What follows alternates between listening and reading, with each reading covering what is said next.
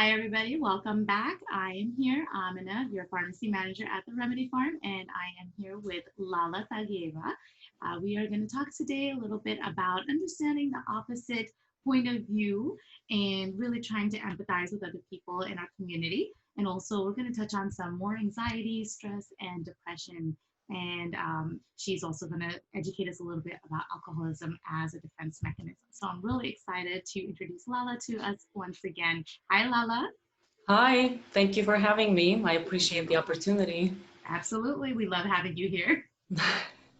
So, as you've mentioned, there's a lot of polarity of opinions on this topic. There are individuals that are really adhering to the stay-at-home order, and then there are individuals that are ready to break the stay-at-home order. We've been hearing about protests and things like that. So, we're certainly in interesting times here, and I think we're standing more divided on this issue.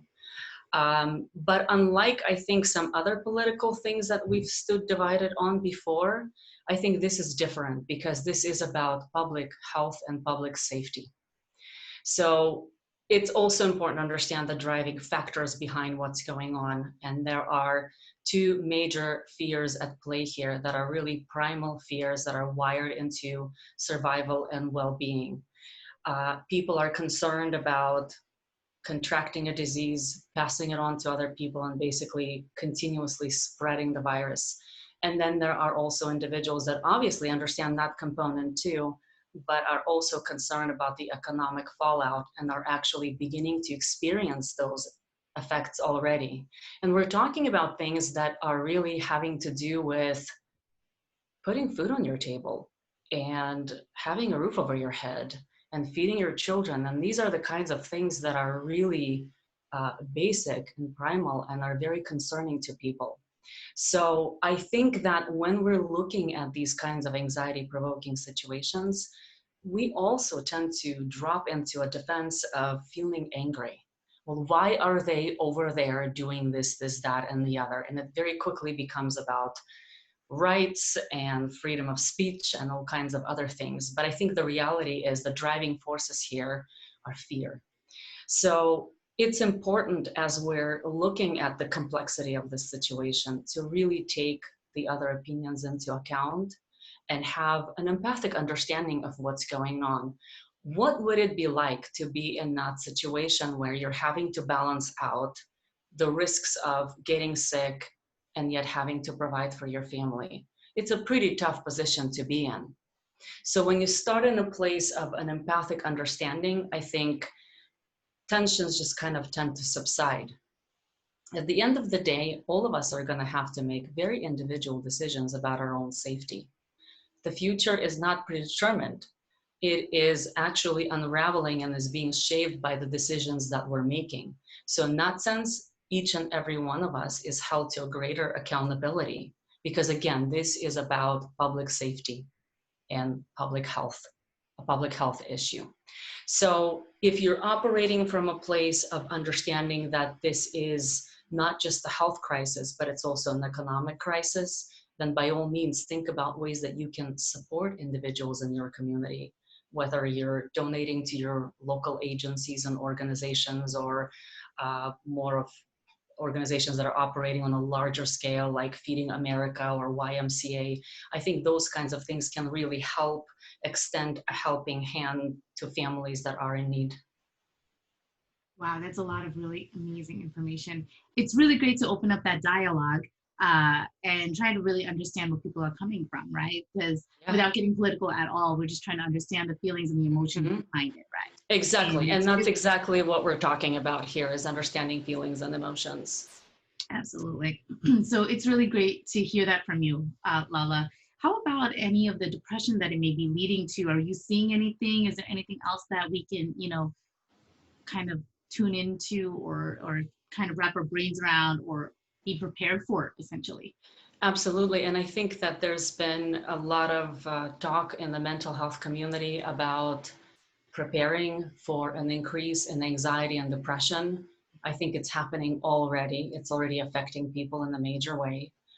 And one of the things to keep in mind here is it is normal to feel anxious or depressed from time to time, to have the blues or to worry about the future.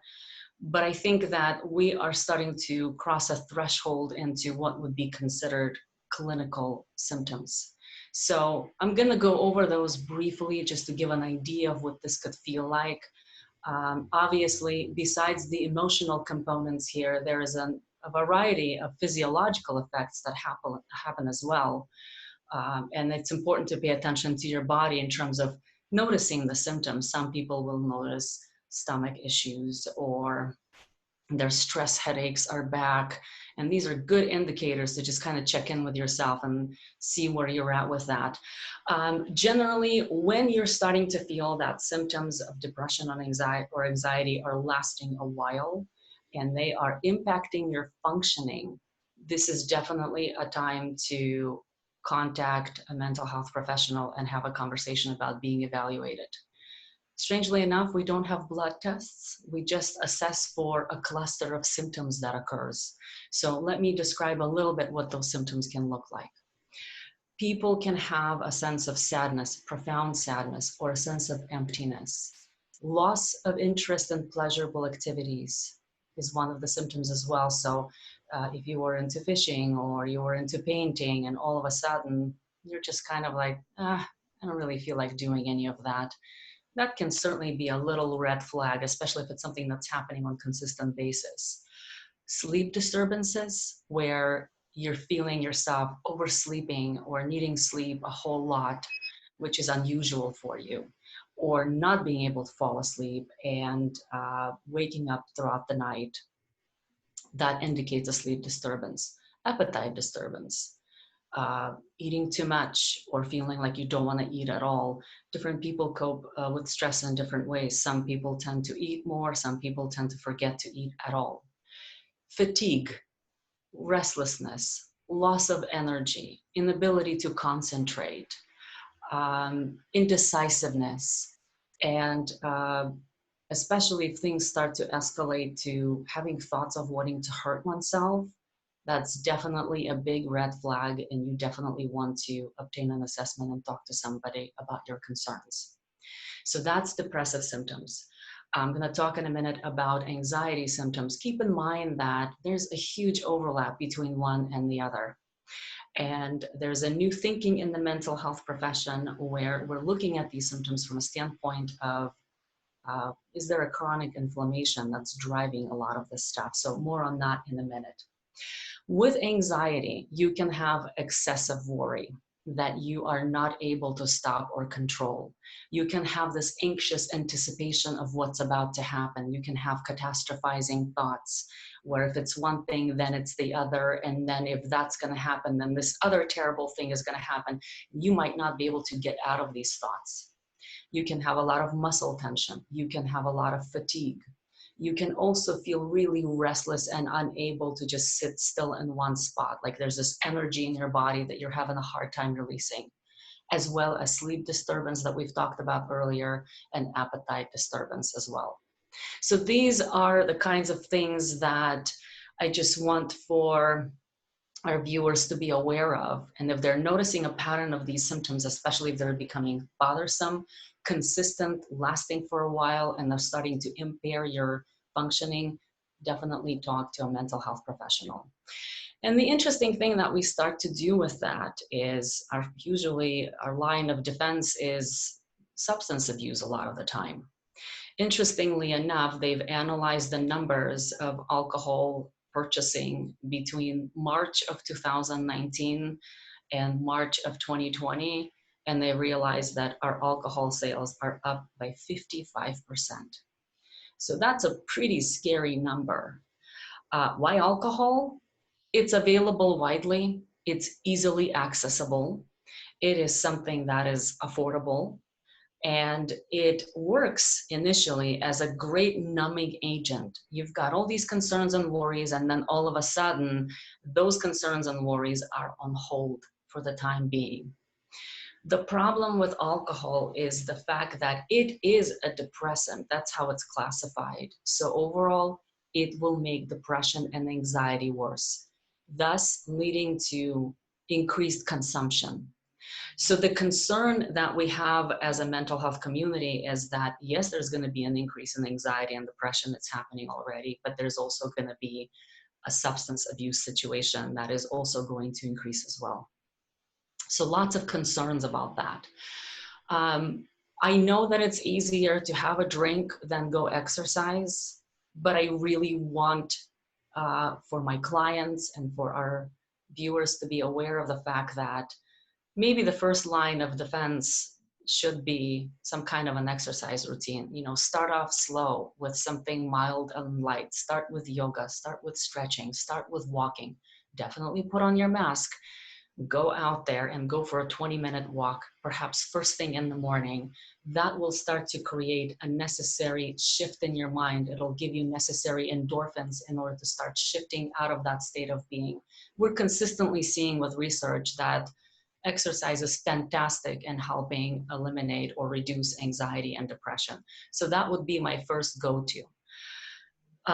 In terms of inflammation that we've talked about earlier, obviously alcohol is not going to help with inflammation. It's going to make it worse. It tends to erode the lining in the stomach, which is very difficult to then regenerate. So it becomes a more serious problem. So my first line of defense would be exercise, and also to look at anti-inflammatory nutrition. So these are basic things that we can do for ourselves today. So just to kind of sum it up, anti-inflammatory nutrition, exercise, and connecting with other people, particularly if you're having a concern about over drinking, and that's something that's occurring for people that did not even have an alcoholic sort of a behavior before. Reach out into AA. All of those meetings are available online now, so you can Zoom. They're available frequently. It'll work with your schedule. I know that there's a lot of apprehension about, well, I don't want to be talking to strangers about my problems, but think about the goal. Your goal is to get better, and your goal is to connect with other people for support who will understand what you're going through. And it certainly meets that goal. That platform meets that goal. Thank you so much, Lala. That was a Mm-hmm. lot of really like in-depth and great information. And I didn't even know it went to that degree, that up 55%. Yeah. That's a lot. Yeah. But I love what you mentioned about how anxiety can also, you know, represent not only emotionally but physiologically, because we do see that a lot in my practice as a pharmacist, that people are coming in now with a lot of stomach issues. Exactly what you're saying. That's really what I found to be number one: stomach issues, migraines, tension headaches, that kind of thing. And it's all really coming down to the anxiety of it all.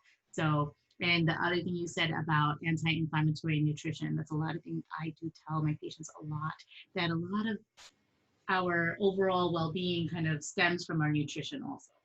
You get what you're putting in, and that's a really great way to help our emotional state, believe it or not. So really great information, like always. Lala, thank you so much for spending some time with us, Absolutely. and hope you are safe and well, and best to you. Thank you so much. Absolutely. You take care. Thank you. Thank you so much to our viewers for spending some time with us. Please comment below. Please share and like our post. Let us know what else you're feeling or anything else that you would like to talk about. And we'll see you next time. Thank you.